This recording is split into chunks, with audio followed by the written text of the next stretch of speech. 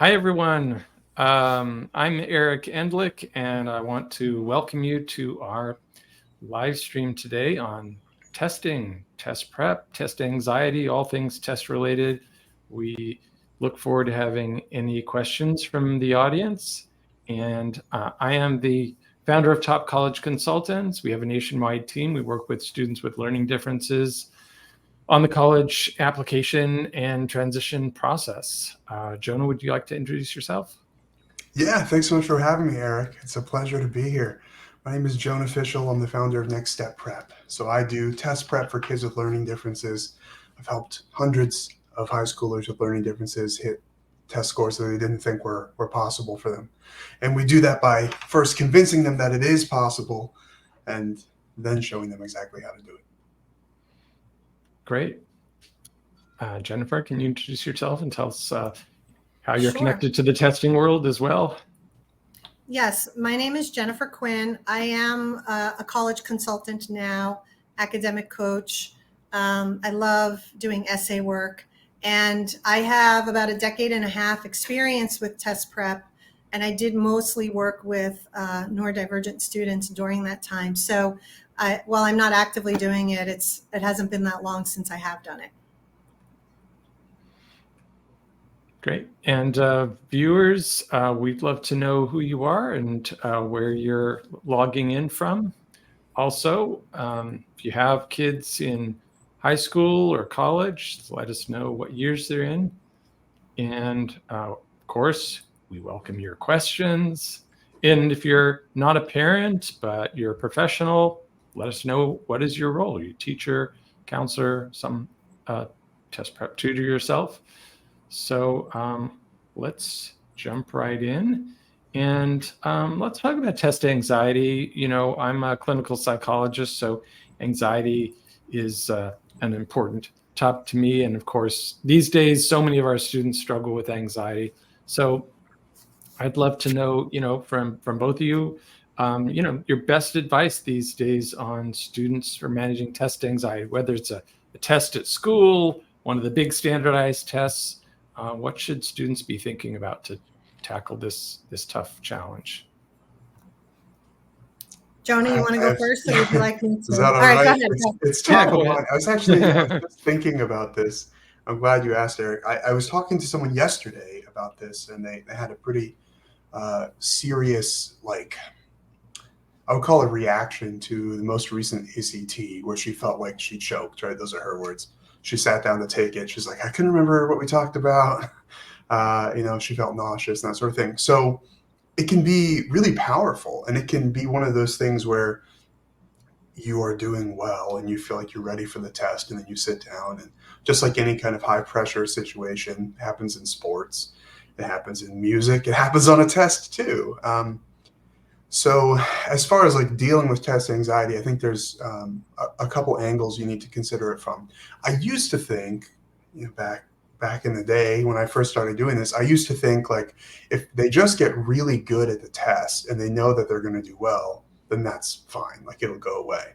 And that's not really true, right? There's like a lot of reasons you could feel anxious about the test that don't really have anything to do with your performance on the test. And even a student who's performing at a high level can feel a whole lot of pressure about how they're going to do on the test. So I've reorganized my thinking about it.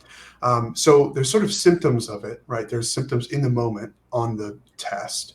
The symptoms of anxiety, and we need to stay focused, and we need to be mindful, and we need to do all of our breathing exercises and that kind of thing. And that's sort of one set of it. And when people think of test anxiety, that's sort of the main thing they think of. But then there's something else too, which is there's a lot of ways that anxiety can manifest that might not be obvious to parents or even to the student. And just speaking as some, from experience, both professionally and personally, for example, for students with autism, for autistic high schoolers in particular, anxiety very often manifests as opposition. So to the parent or even to the student, what it looks like is, I don't want to do this. I hate this. And I'm not doing the homework. I'm not doing the test. I'm not going to class. Right? In an extreme example. And that often comes from a place of anxiety too. And sort of depending on who you are and what your circumstances are, we may find that the anxiety manifests in different ways. So that's another dimension to it, the second one, right? So not the test day, but sort of leading up to the test, dealing with the prep, not wanting to do it, not wanting to take the test maybe at all. Which, fair enough, but if it's only coming from a place of anxiety, then I think we need to recognize and address it. And then there's the last part of it, which is there's a lot of reasons that anxiety can happen. And so if you are someone who has like an anxiety disorder, you're dealing with it in your life that's not about testing anyway, it will definitely show up on the test. And so on top of just like getting ready for the test and feeling prepared and knowing what to expect, which are all things that we can do during the test prep process to help, there's a lot of stuff that is not test prep related that we can do to help. And we can do like tackle those 3 dimensions I just mentioned. Parents can help with that. Students can work on that personally. I've started referring people out to like mindfulness and yoga coaches and stuff, just for like day, test of breathing and mindfulness and stuff. So there's a lot of angles to tackle it from. And I would say I'm improving from where I was a couple of years ago. Yeah. Great. Jennifer, do you want to add anything? Yeah, I really agree with Jonah and everything that he said. I think with test prep too, you do really need to meet the students where they're at. Some of them, and I think Jonah's right, recognizing the kind of anxiety that they have. But I think also trying to help the students recognize when they are experiencing anxiety. I'm always a big fan of, here's what I'm noticing, or when we're working on this, here's what I'm seeing. Because a lot of times kids don't even realize when they're starting to move into the mode of that downward spiral, and especially during the test. So I do like to point that out to students and try to work on, okay, here's what I noticed leading up to that. Let's do something different, because once they get in the mode of being in the spiral of being anxious, it's very hard to recover from that. And even sometimes when it's through the end of a section and then you have to start the next section, for some students, the entire test could be ruined just because they went into that. And if it's the first section of the test, that could be really devastating, especially when you have put so much time and effort into preparing. So, and it is very discouraging for students. So I do also like to help them remember that it's just a test, that this is not really defining you. Also, adjust your expectations so that you are planning for multiple test sittings. This way, there isn't so much pressure on one exam, and you know that, okay, this isn't the only one. A lot of times that can help relieve some of it. I know I'm going to take it again, so it's really not the end of the world if something happens. And I do think preparing, though, alleviates a lot of that, because when students can go into the exam knowing what's going to be on the next page, in the next section, I do think it helps them feel more confident in their ability. But Joan is right. Sometimes the mindless part of it does get the best of us. And I do think that requires a little extra finesse. And I do think breathing really helps a lot. But, mindfulness and yoga and learning, again, when I'm getting anxious so that you can manage it, I think is very important. Great, thanks. Tested anxiety is a form of performance anxiety, right? You're having to complete this task at a specified time under specific conditions. And so it's not unlike the anxiety that people feel when they're going on stage or having to speak in, front of a class or something.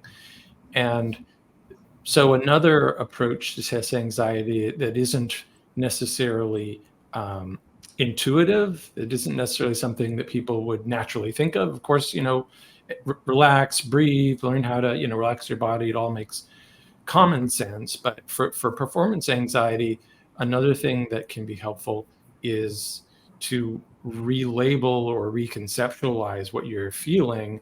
Instead of being nervousness or I'm freaked out, it means I'm not going to do well. Think of it as being excited because you're the test's about to start. You're kind of going on stage. You're going to do this performance. It's not an actual stage, but it's a chance to kind of shine and show what you've learned. So if you can kind of perceive it and kind of relabel it for yourself as, okay, this means I'm pumped up to do really well. I'm really prepared. I'm going to nail this one. Sometimes that can help you deal with that jittery feeling. Of course, you have to be prepared. There's no substitute for being prepared. You can't trick yourself into saying, I'm going to do really well if you haven't prepared. But it's another approach. I like that. Yeah, just getting keyed up for it. Yeah. So, anything other thoughts on test anxiety before we go on? And again, we love to hear questions from the viewers too. Jennifer, I love what you said about not recognizing the feeling of anxiety. I think it's easy to forget. Like, I've been doing this a while. I know people think I'm younger than I am because I can't grow a beard. It's not my fault. People like to say you're younger than I've been doing this for 12 years. Like I've seen a lot of it. It's easy to forget, just like being a kid and thinking, like literally not knowing what a feeling is when you feel it, or not recognizing, not labeling it as such. And there is a lot of pressure to do well. And I know we have test optional now, but I think that also raises the stakes, because that means the students that are taking the test are the ones that are getting better scores. And now you're kind of upping the ante. And I do think it is incredibly stressful for some students to deal with that. One thing that I kind of do related to what you were saying, Eric, is focusing on how many more questions you need, because a lot of times students are like, oh my gosh, I have a 26. There's absolutely no way to raise my score to a 30. And when you look at it and you go, wait, it's 5 more questions. Okay. You can find 5 more questions to get right. Yeah. And let's look at the topics you're missing. Oh, you just missed 3 comma questions. Okay. Let's go over that. And then now we only need 2 more questions. Right. So it does help also to break it down into these very small things, and make the goals seem a lot smaller than they really are. Great, thanks. And of course, one of the things that can help neurodivergent learners with testing is to have accommodations to help them succeed. So what are some of the accommodations that students and their parents should be thinking about pursuing? Most people have heard about extra time on testing. What are some of the other ones to be thinking about? Well, some accommodations allow for breaks. Sometimes you can even be able to take the test over multiple days. I've had several students be able to do that. And, there are tons of accommodations for hearing and visual impaired, such as colored overlays, having a reader. You can have the test read to you, either by the computer or by a person. If you have a medical condition, there are ways, that you can be able to take your medicine in with you, be able to bring food and drink in, because that's not normally allowed. So there are quite a number of things that you can do. The other thing I would say is SAT and ACT both have become, I think, more reasonable about looking at different requests and then deciding, as opposed to saying, here's the blanket thing that we do, and you can pick from these 5. And so I do think it's worth it to ask for anything. They can always say no, but I do think they're at least looking to say, okay, is this reasonable enough that we can actually accommodate it? Yeah. Yeah. And of course, reasonable is the key word, because reasonable accommodations is what it's all about. Right. Jonah, do you have some other thoughts on this? Yeah, she named the big ones, right? The extra time is what everyone thinks of when they think of accommodations. And for some people, that's all they need, right? Like especially like if you have a processing disorder, an attention, like dyslexia, right? Where just more time to read the questions helps a lot, makes a big difference. The one that I always tell people to think about is multiple days, right? Because the problem with extra time is if you get 50% extra time, 100% extra time, it's like a 7-hour test now, right? And that's like its own thing. It's like a physical challenge. And you have ADD. Yeah, it's like how helpful is this really? I've seen this a lot with clients with TBIs or traumatic brain injuries, work with athletes with concussions or something. They get the extra time, But then 4 hours in, they're like, their head is swimming. They can't see. It's a big problem. So multiple days helps a ton. They can even do it over multiple weekends. The way that the actual organization of it works is that there are some accommodations that are available at every test center. Like the 50% extra time is one of those. But then there are some where you sort of, it's complicated. You arrange it through a school. Like there's someone who provides it for you. The thing about those, though, the sort of the less common ones is that pretty often you're the only person taking the test in that room. If you have a reader, you have a proctor or something like that. That can also, just like by itself, it's not considered an accommodation to take the test by yourself. For some people, that's great, though, right? The removing of the distractions of other people and whatever sort of you're thinking that they're thinking about you. So that's sort of an underrated one that I feel like people don't think about very often. The visual impairment stuff, the hearing impairment stuff is pretty good, actually. You can get it. You actually have practice materials, so you can do your test prep with those accommodations to sort of prepare for it, which is a nice touch. I will say, last time I checked, which was recently, it was like last week, the ACT, I feel, is thinking more seriously and deeply about the accommodations they can provide. And I always tell people, basically, like, if you're going to go for accommodations, especially if you're going for extra time, you should just kind of take the ACT anyway, for reasons we don't have to get into right now. But that's sort of another point, I think, in the ACT's favor. I know this is outside the scope of the question, but if you're thinking about accommodations, but it is related. Yeah. The ACT is usually the direction I'm pushing students, unless I have some evidence-based, score-based reason to think otherwise. Yeah. I'd love to hear more about that. It sounds like topic, but you can elaborate. You could ask that as a question right now. I mean, it is actually related to the accommodations, because I don't know if you feel the same way, Jonah, but I do think the ACT is a much more straightforward test, especially for students that don't do well with like the gray area questions. Or the other thing about SAT that can be quite hard is the two-part question. So if you get, we'll say, based on your answer to the previous question, what about this? And those can be quite tricky. And then if you've missed the first one, you're probably missing the second part of that as well.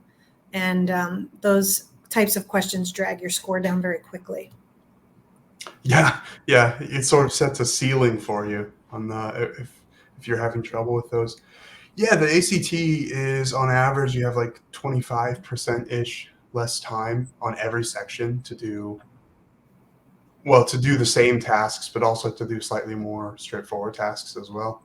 And so I usually feel, when I explain to people the difference between the tests, that the ACT, the challenge mostly comes from time and managing the time and the pacing, whereas the SAT, more of the difficulty comes from the question and the phrasing of it, basically. And so if you have extra time on the ACT and you have that accommodation, for most people, the difficulty goes way down. And once you remove the time as the biggest constraint. And so I usually tell people, like, if you got the 50% extra time, that's an easy recommendation for me to make. I'd have to see a really, really strong SAT score to think otherwise. Yeah. I liked your point about the multiple days, because for students who have difficulty with sustained attention or who are struggling with anxiety, having even more time on a given day could even be a source of stress. Okay, now I have to sit there for even more time than other kids, as opposed to take a chunk of it now and take a chunk of it on another day, and maybe you'll be in better shape the next day. Maybe having had some exposure to it the first day, you won't be as stressed because you'll kind of know what you're dealing with. Eric, the one caveat to that accommodation is you do have to have the documentation, though, to request it. Otherwise, they will absolutely say no. Yeah. Because it's really helpful. Yes, exactly. Yeah. And the documentation is a whole process. I don't know if you folks want to talk about that too, but having sort of a paper trail, whether it's having some test accommodations already on your 504 or IEP in school, if this is the first time you're requesting a testing accommodation, you haven't gotten it at school, the College Board or ACT will say, well, geez, you didn't seem to need it before. Why do you all of a sudden need it for this one test? Yeah. Right. In that case, I have someone right now he's for a long time, he's suspected that he's got an attention disorder, and he's struggling with it in school now more than he has in the past. He's getting tested. And we're going to try. I mean, I told him to apply for the accommodation, but I'm guessing that he's got no paper trail. He's never even been, assessed before. It's probably not going to happen for him. So we're just planning on sort of standard testing conditions. So yeah, it's tough. I mean, you really got to come with, basically what that looks like is an evaluation, and like a record of it, like a medical record, right? And then any paper trail you have from school. And the guidance counselor at school will usually help you put that together. And they often have pretty good advice about that. I don't know if that's been your experience, Jennifer. It has, and I think it's good if the accommodations are for all of, like the trail starts 9th grade or earlier, because even when you get some, unless it's some extreme case, especially if it's ADD or attention type focus issues, I do think when it's sophomore or junior year, they're very skeptical, and I think there almost seems to be a blanket no. Yes. And I shouldn't say it's blanket, but it does seem to be a high percentage of requests that don't get approved. Yeah. The exception would be like an injury, right? Like exactly. That's why I said, like, unless it's extreme. But if you're just like, oh, my doctor says I just got diagnosed with this yesterday, or last year. Tough. That's tough. Yeah. Even if it's true, because there are cases where it's not. It's rare. It's rarer than people seem to think, actually, that people are just making stuff up. But it's and the folks who approve it have a set of criteria that they use. It's not arbitrary. Right. And there's multiple steps to that. So we've been talking about managing testing on the day of the testing and getting accommodations on the day of the testing. Let's kind of zoom out and talk about, in preparation for testing, whether it's standardized tests or other tests. What are things that students with learning differences should be thinking about in some preparation for a test? What do study plans look like? And a related question, what are the best strategies for certain learner types? So tell us about strategies, leading up to tests. You want to go first, Jonah? I have sort of a robust answer. I don't know if that's a good thing or a bad thing. It's hard to not have a robust answer for this question. Yeah. So there's a lot to think about, and I was figuring this would come up, and I was thinking through what I was going to say. So here's what I got. We want to adapt the instruction to the learner, but we can't adapt the test to the learner in a significant way. So unlike in a normal class where the teacher can and should be adjusting like the content of the curriculum and the assessment tasks and the instruction, like all of it can be adapted to the learner. We can't do that for standardized tests. So like right off the bat, most of the stuff I learned in school for this doesn't apply. So the only thing we can do really is to adjust the instruction. So that's what we have to do. So the benefit, I guess, or the advantage of the standardized test is it is extremely predictable. And so we can basically always tell what's going to be on it. And so you can personalize your instruction basically exactly to the type of problem that the student is having. So the way that I think about it, and this is the framework that I use and have learned from other tutors and have developed for this particular case over the past 10 years or whatever, is there's basically 3 reasons you can get a question wrong. You can make a silly mistake, right? You just sort of lose attention. You lose track of the question. You skip over something. You can make an honest mistake where you think you know how to solve the question, or you have a pretty good idea, but something goes wrong anyway, which usually means you're misunderstanding a method, or you're misapplying a method or something like that. And then you can have a clueless mistake. We just don't know how to do the question. And the way that you fix each one of those problems is different. And so what I do with all my students, basically every time we meet, is figure out in which section, which of those are happening, and adjust the instruction exactly to that. So I don't have a method for autistic students, and then for ADHD students, and then for TBI students, right? We personalize everything we do to every student, and it works for everybody, because the whole idea is like, okay, what's going wrong? We fix it right away, we address it, and then we test again to see if it worked. And if you do that enough times, the score just goes up, because the whole point of test prep is, unfortunately, not really to learn anything meaningful long term. I hope there's no big SAT fans or ACT fans. I believe, I should say that, I believe that there's not. I love reading the stories. Right. I love I'll keep that thought inside my head.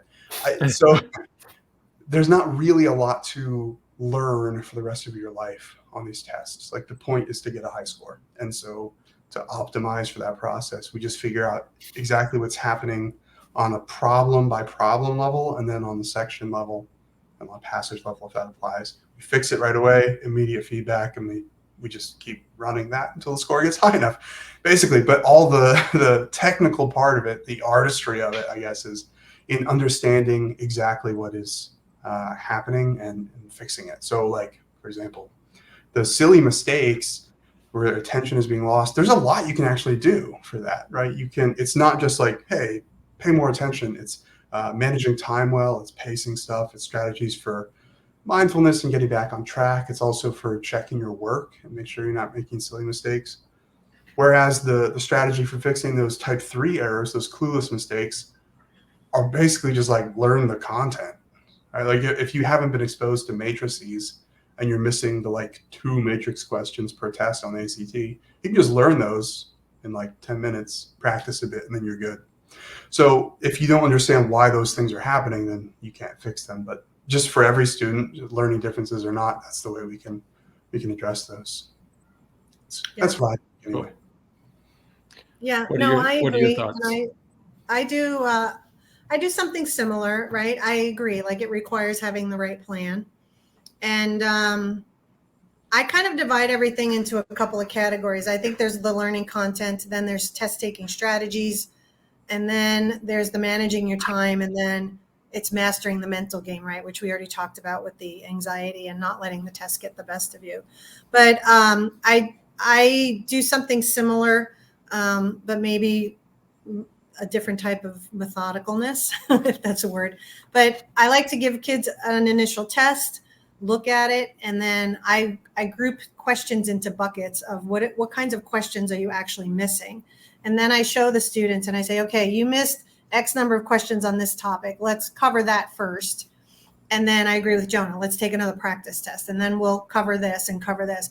And because for some students, they don't necessarily have a pattern. It's kind of a smattering of lots of little things that you just need to go over with them. And some of it is silly mistakes, and some of it is, I just actually never even knew that this was what the rule was, or whatever the question is, right? And so those, once you teach the students, a lot of times they just need more practice with it, and then they will get them right. And some students are great with content, but they really do need strategies because the time is terrible and just kills them. But with strategies, they can get a lot faster, and with practice, they can get a lot faster. So a lot of times students will, and I think it's also important, Eric, to set a target score goal, because part of your plan can't be that, okay, my plan is I want to be in the 30s on ACT, for example. Well, let's look at what your baseline was the first test that you took. And because if you're getting an 18 or a 20, that goal may or may not be realistic for you. But if you're willing to work on strategies and look at some of the content, I think also depending on how much time you have to prepare for the test, if you've given yourself 2 weeks and you want to cram and you want to raise your score 10 points, I don't think that's realistic. But if you are giving yourself ample time and you're setting a score goal to maybe incrementally move to that level, I think that should be part of the test prep plan as well. Yeah. So, yeah. It's people come to us with like very few people, I feel like, I don't know if this happens to you, Jennifer, come to us with a sort of a clear idea of what's possible in terms of Correct. moving their score. Like some of them show up and say, yeah, I need 10 points, or like you said, I need 10 points on the ACT, which is basically goes from 11 or 12 to 36. I need Right. 10 points on the ACT in 3 weeks. You know, I can meet for 50 minutes on Saturdays. Like, Yes. come on, man. Like, I'm not a miracle worker. Yeah. But some people say, you know, I've had a really hard time studying for the test. Math has never made sense to me. I just want 2 more points. I'm testing in 6 months. Right. And that's like, totally realistic. No problem. It's like, yeah, because I think people underestimate how much changing your approach and your strategy can do for you. Like people think of the test as being like a test in school, and it's really not. There's like a lot of ways in which it's different, including like, this is the thing a lot of students don't realize that they're assuming, but they're assuming. In school, on a math test, different questions are worth different numbers of points, right? Depending usually on how hard it is, how involved it is. On these tests, everything's 1 point. So a really hard question at the end of the test, or in the beginning, if that happens sometimes, that requires multiple steps and lots of thinking and backtracking, it's still only 1 point. So if you can just ditch that question, don't even try it, but do 3 others later in the test with the same amount of time. And stuff like that, where people don't realize how incredibly powerful that can be actually for your score. Yeah. So some improvements are easier than they look. But let's No, come back and that to, is. go ahead, Oh, Jennifer. I was going to say that is a very valid strategy, Jonah. Like looking at the questions and determining, like, is this a question I always get right? I want to do these quick.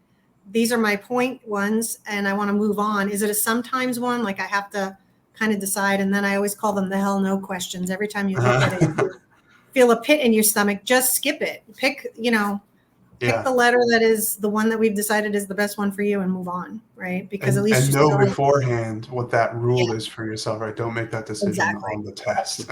That's a key strategy right there, is sort of Yeah. knowing what is your strengths or your sweet spot, so that you recognize it when you come to it, and you're not just kind of randomly thinking on the fly, should I take longer for this one? Because that's not even helping you solve the question. No. And a lot of times, Eric, what can happen is that one question, if it's very hard, let's say it's on the math section of ACT, right? I know it's 60 minutes. You think you have a minute per question, but there are some that you really want to do quickly, but you definitely can't sit on a question for 5 minutes. And most of the time when students do that, they will end up getting that question wrong anyway. So it is really not worth it to do that. Just fill it in and go. If you have extra time at the end and you want to come back and play around with it, great. But that's not. So speaking of coming back to questions, we will come back to the question of how much you can increase your score. But we have a question from Heather of Fort Lauderdale, who says her oldest is 15. We're planning for the standardized testing needed for college entry. So here's the question. What strategies do you recommend when they struggle with questions from so many subjects presented out of context? Our daughter does fine with questions as part of a specific lesson, but has trouble identifying what type of question is being asked out of context when they're presented in no particular sequence. That's a great question, and I hope one of you two has some insight into that. Well, I think, which test are we talking about, SAT or ACT? Or are you not sure, Heather? Is this kind of a general thing that you're seeing with your daughter kind of across the board? Well, Heather said we're planning for the standardized testing needed for college entry, so I don't know if they've decided on one or the other. But feel free to post if you have a specific answer, Heather. We are still I'm so sorry. PSAT territory. I'm so sorry. Yeah, Heather said my oldest is almost 15, so they're still in the PSAT. But PSAT is still something to think about. So what about this struggle with questions from so many subjects out of context? It can be tricky, especially with. Oh, go ahead. I can imagine that would trigger anxiety. Like, whoa, I know when I sit down to take a U.S. history test, we're going to be tested on the last 2 chapters that we studied the last 2 weeks. PSAT, I don't know what's going to come at me, and one question doesn't really help prepare me for the next question. So yeah, you were starting to say, Jennifer? It can be very tricky. And I do think the content on some of the PSAT and SAT tests really can be like that. And especially if you get, I'm thinking of the reading passages because they can be on 19th century prose. It can be a science passage that not only has science information, but it might pull in a little bit of economics and have a graph in there. I do think the best, what I would do is try to expose as much as possible to doing those tests. I would actually go through SAT tests even, and maybe not PSAT, and read a lot of the stories and the passages and get more familiar with what they may throw at you. If you keep practicing them, you will actually see that certain topics do come up on a regular basis, and they don't actually ask stuff that's like completely off the wall. So I do think like a lot of them relate to maybe biology and chemistry and subjects that the students are at least having in school. So I wouldn't say they just pull random stuff from just anywhere. There does seem to be some correlation between the Common Core standards and the types of information that are actually in those passages. So hopefully that helps. Yeah, I just want to reinforce what Jennifer said there about like it's not totally off the wall. It often feels that way, Yeah. especially on the SAT, I find, because I've been thinking about this lately, and of all the sort of complaints I have about the test, this might be the biggest one, where they can't actually test on that many things. Like they don't actually test on the ACT, which is a science section. They don't really test on science knowledge. They'll test you on how you read a graph and how you sort of understand an experiment and why it's put together that way. But they're not actually testing on that many things. They're testing you on parts of your reading. And on the math, they're testing you on sort of it's basically Common Core stuff. But what they do is, because they can't test on too many things and not really that many difficult things, they'll often make the way that they adjust the difficulty of the questions is not by asking about harder content. It's by making the question harder, by like either obfuscating what it's actually asking, sort of the easy thing to do on math, right? So rather than giving them an algebra equation to solve, they'll give them a word problem where the order is all weird.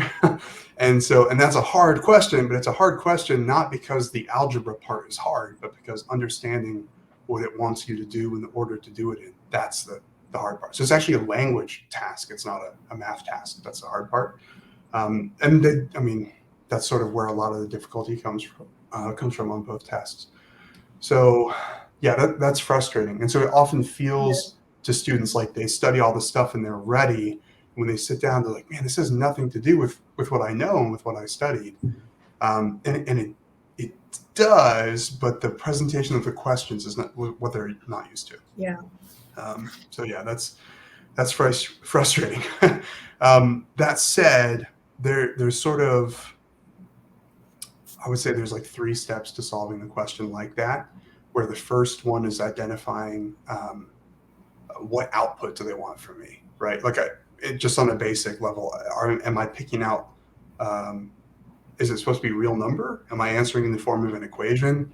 On the science, am I answering in the form of a graph? Right, just like picking out the question part of the question, that's task number 1. And if that's where she's stuck, then it's sort of a reading thing that we need to do and practice and look at. And then the second step is choosing the right tool for the job.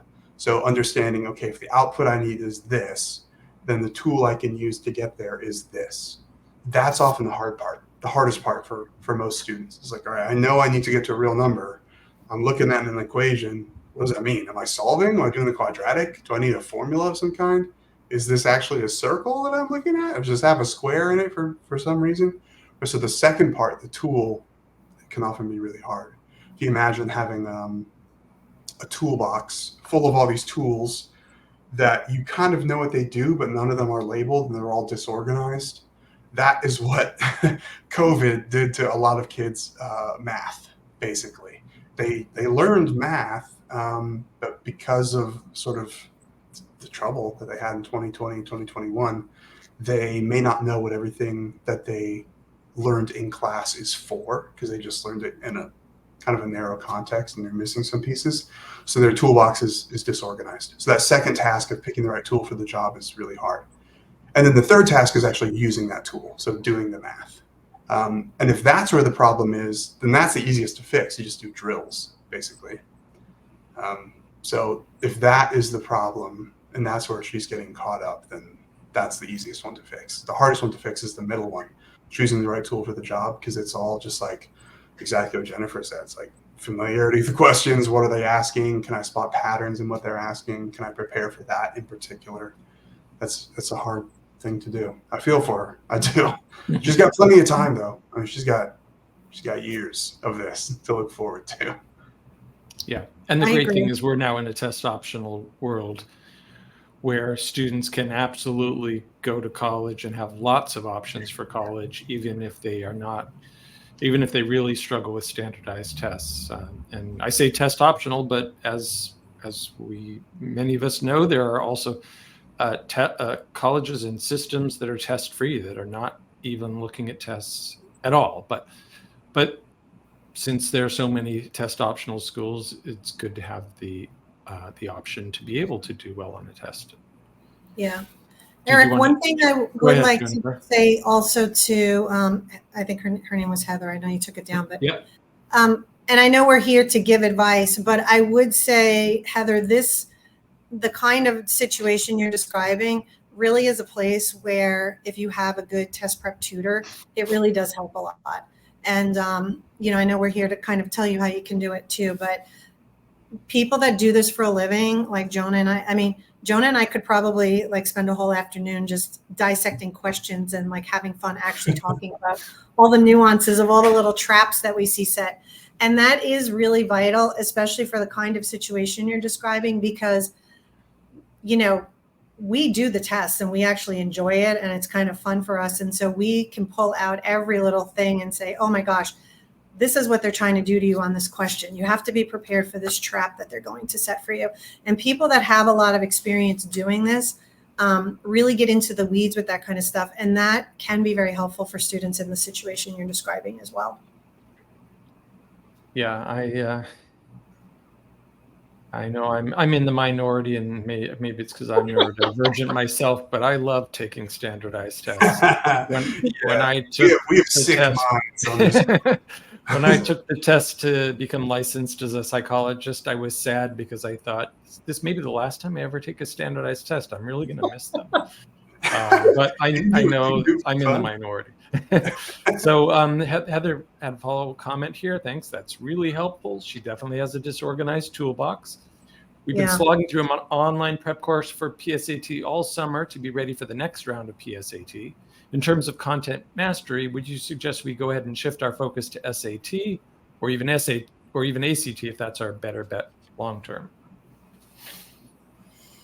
I know sometimes when you get into these very specific it's questions, hard you to kind of say have to without know more the, information. you have to know the student. But if you are comfortable sharing what math she just finished, that would help.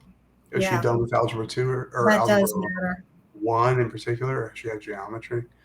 In terms of like prepping for this maybe is a hot take on the call. I don't know. I feel like you don't need to study for the PSAT and shouldn't, basically. Because colleges aren't going to get the test.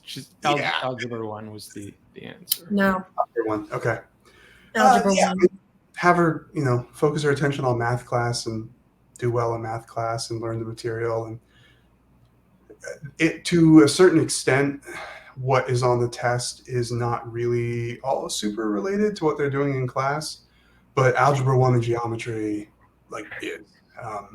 And doing well in those classes and focusing there, that will help a ton. I think that she'll be frustrated by the math on the SAT and the ACT in particular until she said geometry, it'll just be frustrating. It won't be a good learning experience. The ACT, at least, it's like half geometry. Yeah.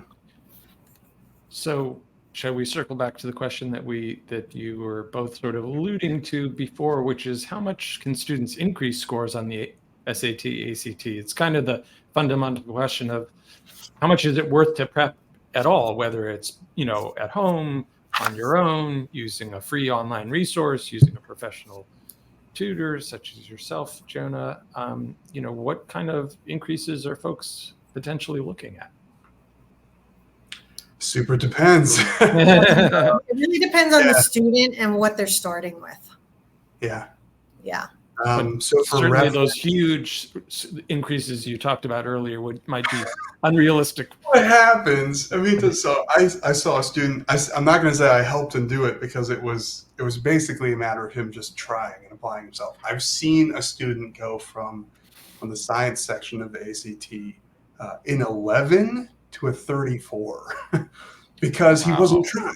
He was sitting there looking at it, thinking, I can't do this. I haven't had science, and basically just putting C for everything. And if you just guess randomly, you'll get about a 10 to 12 on the ACT. So once he applied himself, he realized, oh, I actually can do this. It's all reading graphs. So crazy stuff is possible. But for most people, and for reference, the sort of middle band of students who are taking the test, juniors and seniors, on the SAT, that's roughly a score of 1,000 to 1,100, and it goes up to 1,600. And on the ACT, it's around the 19 to 22 range. It goes up to 36. What's possible really depends on where they're starting. Because if they're starting near that average range and they have a ton of time, I pretty regularly see people start in the low 20s and go to the high 20s or the 30s. If you're coming with a 30, 31, 32, and you want to get a 34, which is, it goes to 36, but 34 is 99th percentile. It's essentially perfect. That's harder. Getting those last couple points are really hard. So it depends on where you're starting, how far you want to go. Yeah, that's for a lot of people. I would say that is not worth it, probably. Yeah, it depends. That's a general statistical concept. As you get to the extremes, there's this regression to the mean, and it's very hard to go from an A to an A plus, versus going from a C to a C plus. Well, and we talked about test anxiety. That's definitely not for kids with test anxiety. Try to do those high pressure. It's just a lot of pressure. You can only miss, a couple of questions, literally. One per section, if that. Yeah. One per section. Yeah. On the science, famously on the science on ACT, if you miss one question, it bumps you down from a 36 to a 34, which is devastating. So amazing. It's tough. So the rule of thumb that I use, so I gather a lot of data. I love numbers. I love looking at them. I love thinking about them. I love putting them in my spreadsheet. I love graphing them. What I've seen over the past 6 or 7 years is, in general, however many points, once you've done 10 or 20 or so hours of practice, so not necessarily instruction with a tutor, but actual practice with questions and taking practice tests, however many points you gained, however long it took to do that, to get that many points more will take double the time. So very rough rule of thumb, but that's sort of the heuristic I use, right? So if you study for 20 hours and you gain 3 points, then to get 3 more points would take 40 more hours of practice. So it's a lot. It adds up the farther you get from the mean. Yeah. Of course, it's easier if you start towards the middle, or if you start low, it's easier. If your high is higher. Or and that touches on a sort of bigger question of the decision to put time into test prep in the first place. And parents often ask me, should we be investing in test prep? By investing, I don't just mean money, but time. Is that a good use of our kids' time? And, as with everything else, it depends. My feeling is, if it's going to be at the expense of your child's mental health, absolutely not. In this test optional world, you can just not take the test at all. Right. If it's going to be the expense of grades at school, no, because colleges really care about grades. Where you can't, generally speaking, you can't apply to college without a transcript, but you can apply in many cases, without a test score.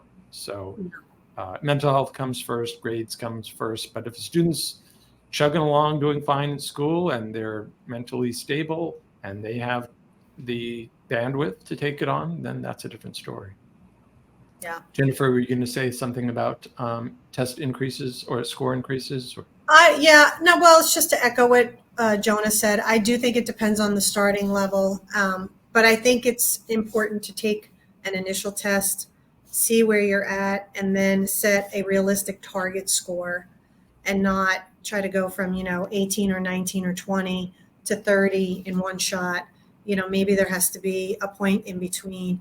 But if you're starting from the mid-20s to then think you could get into the 30s, that's definitely more realistic.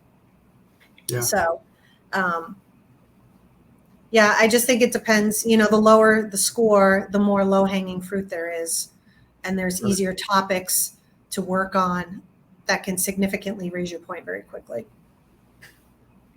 Yeah, and quick, the quick emotional wins help a lot psychologically. Like if you get like 100 points in 2 weeks, feels awesome. They feel like they can do anything, and they're more likely to keep going. So as a tutor, I feel like I want to deliver those easy things right away, so that they're invested. They want to they know that they can do it and they can hit their goal score.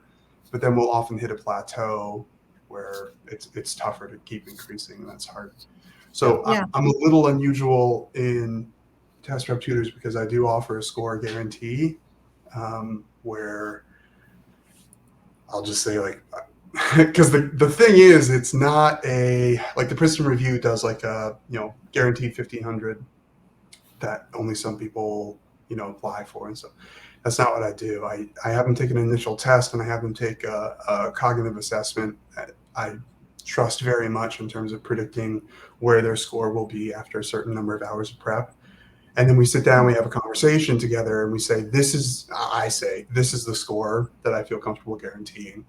And we can talk about moving it up or down, if you agree to do all your homework and come to sessions and stuff. So I feel pretty comfortable saying that and making that guarantee. I wouldn't still be doing it if I didn't.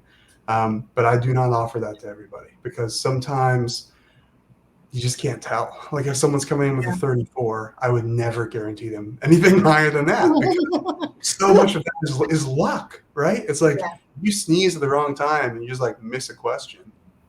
There goes your 36 on the science, at least. Right. So but if someone's coming with an 18 and I feel like they can get to a 27, I'll let them know it'll be a lot of work, but I'll tell them that we can guarantee it. But that I don't do that. I don't do that for everybody. Yeah. It depends, but it is predictable up to a point. Yeah. Your comment about easy wins is interesting, because I think about other kinds of changes that people try to make in their lives, and I think a lot of people can probably relate to that. If you're trying to lose weight, you might find, the first 2-3 pounds came off really easily. I'm definitely going to be able to lose 30 or 50 pounds. That early easy win may or may not predict what's going to happen over a long period of time with a much bigger change. Not to say that you should give up, but be prepared for a lot of work. Mm-hmm. We have a few minutes left. Do you want to talk about the digital SAT, or is there another burning topic that you think we should cover, make sure to include before we stop? No, I think the digital test would be a good one. Okay. Well, what should mind. viewers know about the digital SAT? It's different world. Pandemic accelerated so many changes in the college admissions world, and this is just one of them. What should people know about it? I have very mixed feelings about the digital test. I don't know about you, Jonah. I do too. Yeah, they're strong and they're mixed. Yeah, I mean, of course, it's nicer. It's coming whether you like it or not. So, what should people be doing and thinking about? Well, okay, obviously, it's much shorter, right? And so, but the score is still based on 1600. We're going to talk about SAT because ACT is not digital yet. And there is more time per question, but then that also means that every question is worth more points. The other thing, the adaptive format, it's nice that it is adjusted to the student's ability.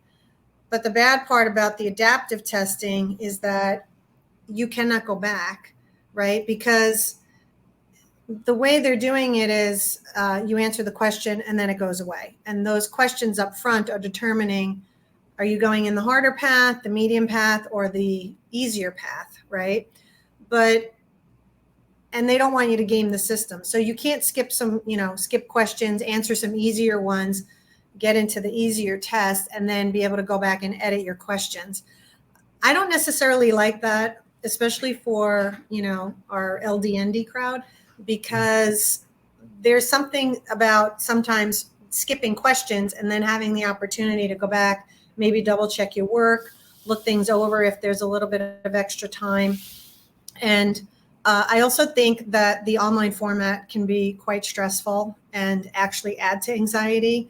And I know students are more used to it because it is what they're typically doing in school for their standardized testing and stuff. But I don't know, this is a higher stakes test, and, doing it online, I'm just not really that much of a fan of it. So if you do have the ability to get accommodations, you still can request to have it in paper format. I don't know if they will do that forever or if that's just a temporary thing. I haven't looked into that enough, but as of right now, you can still take it in a paper format.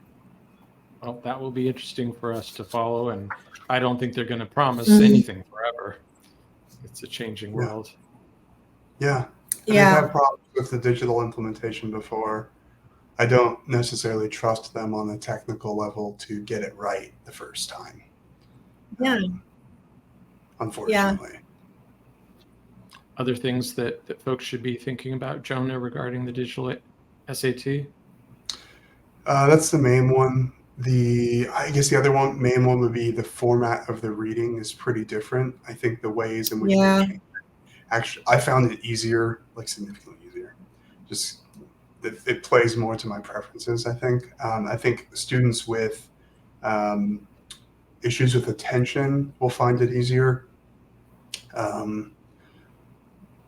which balances at least a little bit that you can't go back. But I think that it's going to be more important than ever to have a plan going into the test about what you feel comfortable about and what you don't, and what you're going to do on the questions. Like, it's going to be more important than ever to have practiced, whether that's with a tutor or with a teacher or with a small group or on your own. Do something to know what you're getting into. More important. Yeah, it's been many years since I took any of those tests, but I still remember that ability to go back, to be like, I'm not sure about this one. I'm just going to keep going. I'll come back to it. And that's, to me, was kind of comforting that, I didn't have to just stare at the question until I had the answer. I could kind of just keep moving. And that's unfortunate if that's not going to be an option anymore. But it is what it is. Yeah. For now. Any For last, now. Yeah, they change it every 5-6 years. They'll change it again. Yeah.